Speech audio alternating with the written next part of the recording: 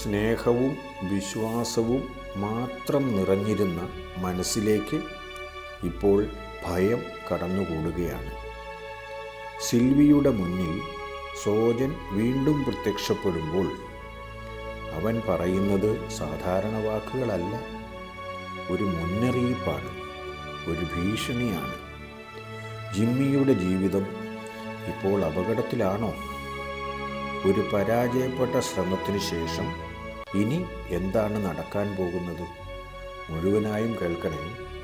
തങ്ങളുടെ ഒളിച്ചുകളി ഇനി അധികകാലം തുടർന്നു കൊണ്ടുപോകാൻ കഴിയില്ല എന്ന് തോന്നുന്നു. അമ്മമാരുടെ രണ്ടുപേരുടെയും മനസ്സിൽ ശക്തമായി എന്തൊക്കെയോ സംശയങ്ങളുണ്ട്. അല്ലെങ്കിൽ അങ്ങനെ പറയാൻ സാധ്യതയില്ലല്ലോ. സംശയങ്ങൾ മാത്രമേ ഉള്ളൂ, അതോ ഉറപ്പായും അറിയാമോ എന്നും അറിയില്ല. ഈ പ്രായമൊക്കെ കടന്നു വന്നവരാണല്ലോ അവരും. അതുകൊണ്ട് നമ്മൾ മനസ്സിൽ കാണുന്ന സമയത്ത് അവർക്കത് മരത്തിൽ കാണാൻ കഴിയും. ആ ഓർമ്മ വേണം നമുക്ക് എന്ന് രണ്ടുപേരും മനസ്സിൽ വിചാരിച്ചു. ഇച്ചിരി ചമ്മിയെങ്കിൽ തന്നെ എന്താ, സ്വന്തം മാതാപിതാക്കളുടെ മുൻപിലല്ലേ. അവരുടെ മുൻപിൽ നമ്മൾ വലിയ ആളുകളായിട്ട് എന്തെങ്കിലും കാര്യമുണ്ടോ? നമ്മൾ ഇള്ളക്കുഞ്ഞുങ്ങളായി കിടന്നത് അവരുടെ മുന്നിലല്ലേ. ആ ഓർമ്മയുള്ളത് നല്ലത് തന്നെയാണ്. അന്ന് അവിടെ നിന്നും പിന്നെ വഴക്കൊന്നും കൂടാതെ സിൽവി തിരിച്ചു പോന്നതാണ്. സിൽവിയുടെ 2ാം വർഷ ക്ലാസ്സുകളും ഏതാണ്ട് തീരാനാകുന്നു. സ്കൂളിൽ നിന്നും പോന്നതിൽ പിന്നെ സോജനെ കാണുകയോ വർത്തമാനം പറയുകയോ ഒന്നും അധികം ഉണ്ടായിട്ടില്ല. ആകെ ഒരു തവണയോ മറ്റോ പള്ളിക്കൽ നിന്ന് കണ്ടു. അവൻ പള്ളിയിൽ പോലും വരാറില്ലെന്നാണ് തോന്നുന്നത്. അതെങ്ങനെയാ? നന്നാകണമെന്ന് ആഗ്രഹം കാണില്ലായിരിക്കും. അങ്ങനെയുണ്ടെങ്കിലല്ലേ പള്ളിയിലാണെങ്കിലും വരികയുള്ളൂ. അവനിപ്പോൾ വേറെ കൊമ്പിലേക്ക് ചാടി പിടിച്ചു കാണും. തനിക്ക് താല്പര്യമില്ല എന്ന് പറഞ്ഞല്ലോ. ആ സ്ഥിതിക്ക് പിന്നെ തൻ്റെ പിന്നാലെ അവൻ വരില്ല. തനിക്ക് വേണ്ടിയുള്ള നടപ്പ് അവൻ ഒഴിവാക്കി കാണും. ഇല്ലെങ്കിൽ പിന്നെ എവിടെയെങ്കിലുമൊക്കെ വെച്ച് കാണേണ്ടതാണല്ലോ. അങ്ങനെ സമാധാനിക്കാൻ വരട്ടെ എന്ന് മനസ്സ് പറഞ്ഞെങ്കിലും സിൽവി അതിനെ കാര്യമായി എടുത്തില്ല. പിറ്റേ ദിവസം ക്ലാസ്സും കഴിഞ്ഞ് പുറത്തിറങ്ങിയപ്പോൾ പ്രതീക്ഷിക്കാത്ത ഒരാൾ അവിടെ കാത്തു നിൽക്കുന്നു. ആരാന്നോ? കുറച്ചു മുമ്പ് അവൾ വിചാരിച്ച സോജൻ തന്നെ. നേരത്തെ ഉണ്ടായിരുന്ന അത്രയും ഈർഷ്യ അവനെ കാണുമ്പോൾ സിൽവിക്ക് തോന്നുന്നില്ല. വേറെ ആരെയെങ്കിലും കാത്തു നിൽക്കുന്നതായിരിക്കും എന്ന് മാത്രം. ആ ഭാവത്തിൽ തന്നെ അവനോട് വർത്തമാനം പറയാം. അവൾ തുടങ്ങും മുമ്പേ അവൻ ഇങ്ങോട്ട് പറഞ്ഞു തുടങ്ങി. എങ്ങനെയുണ്ട് സിൽവി ടീച്ചറെ, ക്ലാസ്സുകളൊക്കെ കഴിയാറായോ? ഉടനെ തന്നെ പുല്ലരിയിലെ സ്കൂളിൽ ജോയിൻ ചെയ്യുമോ? ഞാനിപ്പോൾ പഠിക്കുന്നതേ ഉള്ളൂ എന്നറിഞ്ഞുകൊണ്ട് തന്നെ അല്ലേടാ നീ എന്നെ കളിയാക്കാൻ വരുന്നത്. കളിയാക്കിക്കോ, കുഴപ്പമൊന്നുമില്ല. എന്നെങ്കിലും ഞാനും പുല്ലരിയിലെ സ്കൂളിലെ ടീച്ചറാകും. എന്നെങ്കിലും ഒന്നുമല്ല, മിക്കവാറും വരുന്ന കൊല്ലം തന്നെ ആകും. കടവിലപ്പച്ചൻ കാശ് കൊടുത്തു വെച്ചിരിക്കുകയല്ലേ. പിന്നെ എന്താ താമസം? ഈ കൊല്ലം നീ ഇവിടെ നിന്ന് ജയിക്കുകയും ചെയ്യും.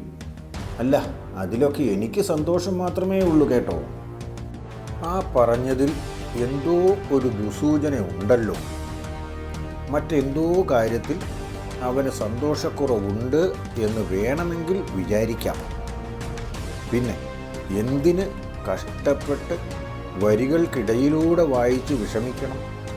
നിനക്ക് സന്തോഷമാണല്ലോ, അത് കേട്ടാൽ മതി. എനിക്കതിനേക്കാളൊക്കെ കൂടുതൽ സന്തോഷമുണ്ടാകുന്ന കാര്യം നിന്നോട് പറഞ്ഞിട്ട് നീ അത് പുറങ്കാലുകൊണ്ട് തട്ടിക്കളയുകയല്ലേ ചെയ്തത്. എന്നിട്ട് ഇപ്പോൾ എൻ്റെ സന്തോഷം കേട്ടാൽ മതി പോലും. അപ്പോൾ അവൻ ആ ആഗ്രഹം ഇപ്പോഴും മനസ്സിൽ നിന്ന് കളഞ്ഞിട്ടില്ല. തൻ്റെ മനസ്സിൽ അങ്ങനെ ഒരു ആഗ്രഹം തോന്നിയാൽ മാത്രമല്ലേ അവനോട് അടുക്കാൻ കഴിയുകയുള്ളൂ. ഇപ്പോൾ സംസാര വിഷയം മാറ്റുന്നതായിരിക്കും നല്ലത്. ഇക്കാര്യവുമായി സംസാരിച്ചു തുടർന്നു പോകാൻ തനിക്ക് ഒട്ടും ആഗ്രഹമില്ല. നിനക്ക് സന്തോഷമുണ്ടാകണമെന്ന് എനിക്ക് ആഗ്രഹമില്ലാഞ്ഞിട്ടല്ല സോജ. അത് എൻ്റെ സന്തോഷം പൂർണ്ണമായും കളഞ്ഞുകൊണ്ടാണെങ്കിൽ അതിന് ഭാവി ഉണ്ടാവില്ല. അതുകൊണ്ട് മാത്രമാണ് ഞാൻ എനിക്കിഷ്ടപ്പെട്ട ആളിലേക്ക് തിരിഞ്ഞത്. നിനക്കും അങ്ങനെ തിരിയാമല്ലോ. ഞാൻ മാത്രമല്ലല്ലോ ഈ ലോകത്തുള്ളത്. തത്വശാസ്ത്രം പറയാൻ അതൊക്കെ കൊള്ളാം. ലോകത്ത് ഇഷ്ടംപോലെ ആളുകളുണ്ട് താനും. പക്ഷേ അവരെയൊക്കെ നമുക്ക് മനസ്സിൽ പിടിക്കണമെന്നുണ്ടോ? ഇല്ലല്ലോ. അങ്ങനെ ആയിരുന്നെങ്കിൽ ഈ പറയുന്ന നീയാണെങ്കിലും വേറെ ഒരാളിലേക്ക് തന്നെ കർശനമായും ഒതുങ്ങിയതെന്തിനാ? പറഞ്ഞേ കേൾക്കട്ടെ. ഇന്നാർക്ക് ഇന്ന ആരെന്ന് ദൈവം കല്ലിൽ എഴുതി വച്ചിട്ടുണ്ടെന്ന് പറയുന്നത് നീ കേട്ടിട്ടില്ലേ? ആ ആളിനെ കണ്ടാൽ ആ ആളിനോട് ഒരു പ്രത്യേക അടുപ്പം നമുക്ക് തോന്നുമിടാ. അതായിരിക്കും എനിക്കും തോന്നിയത്. ദൈവത്തിന് അങ്ങനെയൊക്കെ എഴുതി വയ്ക്കാം. പക്ഷേ അത് നടക്കണോ വേണ്ടയോ എന്ന് മനുഷ്യനും കൂടി തീരുമാനിക്കണം. ആ തീരുമാനമൊക്കെ പഴയതുപോലെ നടക്കുന്നത് പണ്ട്. ഇപ്പോൾ അങ്ങേരുടെ തീരുമാനത്തിനെയും മനുഷ്യൻ ഓവർടേക്ക് ചെയ്യും. ഞാൻ അറിയാൻ വേണ്ടിയാണ് പറയുന്നതെങ്കിൽ എനിക്ക് മനസ്സിലാകുന്നത് പോലെ പറ. അല്ലാതെ ഇങ്ങനെ പറഞ്ഞു പോയാൽ എനിക്കൊന്നും പിടികിട്ടില്ല. നിന്റെ ആഗ്രഹം നടക്കാൻ ഞാൻ സമ്മതിക്കില്ല എന്നർത്ഥം. നീ കണ്ടുവച്ച അയാൾ നിലവിൽ ജീവനോടെ ഉണ്ടെങ്കിലല്ലേ നിനക്കയാളെ കെട്ടാൻ പറ്റൂ. അയാൾ ഉയിരോടെ കാണില്ല. അയാൾക്ക് അല്പായുസേ ഉള്ളൂ. സിൽവി ശരിക്കും ഞെട്ടിപ്പോയി. എന്നാലും തൻ്റെ ഉള്ളിലെ ഞെട്ടൽ പുറത്ത് കാണിക്കാതെ അവനോട് സംസാരം തുടരാൻ സിൽവിക്ക് വളരെയധികം കഷ്ടപ്പെടേണ്ടി വന്നു. പറഞ്ഞത് അതുപോലത്തെ കാര്യമാണല്ലോ. ഇനി ഇവനെങ്ങാനും ആയിരിക്കുമോ ജിമ്മി സാറിനെ പിന്നിൽ നിന്നും തലക്കടിച്ചത്?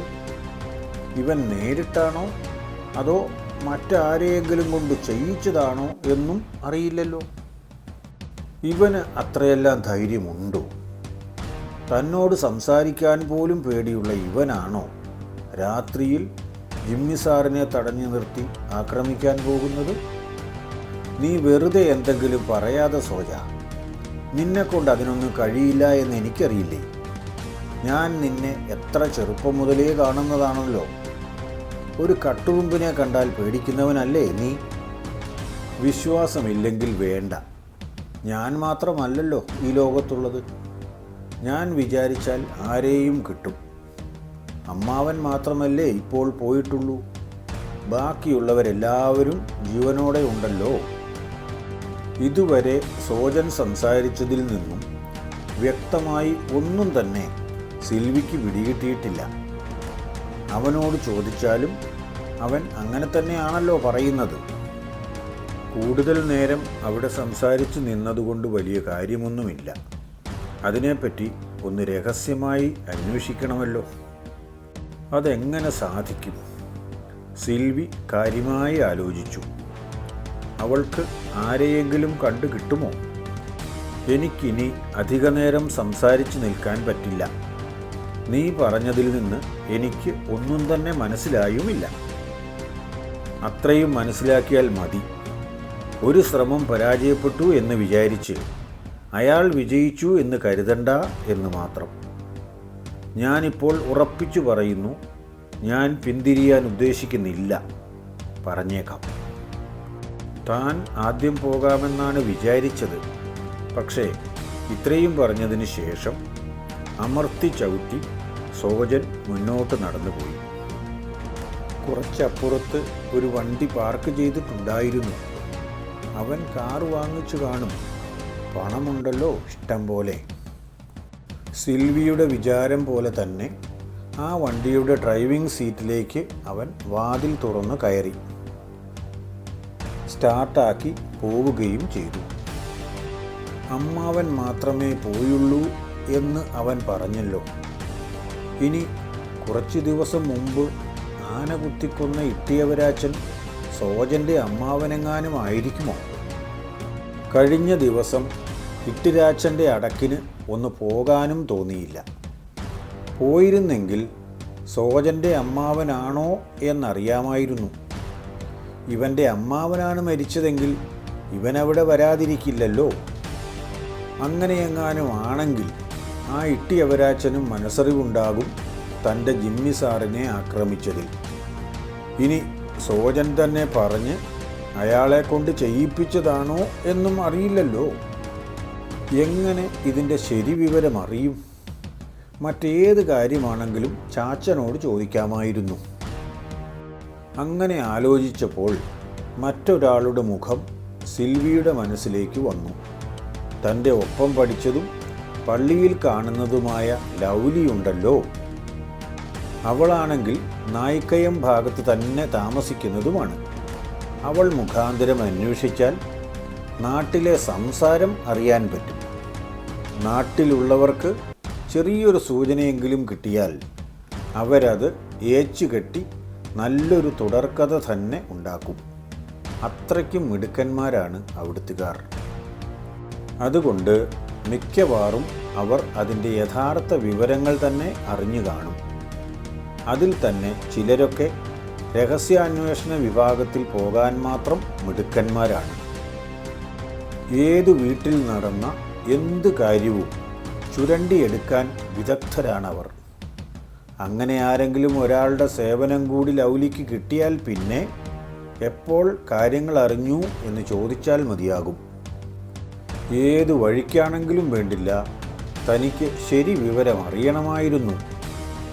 അടുത്ത ഞായറാഴ്ചയല്ലേ ഇനി ലൗലിയെ കാണാൻ പറ്റൂ. അതുവരെ ഈ കാര്യങ്ങൾ മനസ്സിലിട്ട് പലതരത്തിൽ ആലോചിച്ച് കൂട്ടിയും കിഴിച്ചും സിൽവി കഴിച്ചുകൂട്ടുകയായിരുന്നു. അതിനിടയിൽ ഒരു ദിവസം ആകസ്മികമായി വീട്ടിലിരുന്ന് അപ്പച്ചൻ ഇട്ടിയവരാച്ചൻ്റെ കാര്യം പറഞ്ഞു.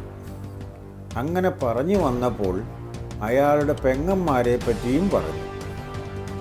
അവരെ കെട്ടിച്ചിരിക്കുന്ന വീടുകളെപ്പറ്റിയുമെല്ലാം അപ്പച്ചൻ ചേട്ടൻ ചേടത്തിയോട് പറഞ്ഞു. സിൽവി അത് കേൾക്കാനിടയായതും തികച്ചും അപ്രതീക്ഷിതമായിട്ടാണ്. വെള്ളം കുടിക്കാൻ അടുക്കളയിലേക്ക് പോയി തിരിച്ചു വരുന്ന നേരത്താണ് അപ്പനും അമ്മയും ഒരുമിച്ചിരുന്ന് സംസാരിക്കുന്നത് കണ്ടത്.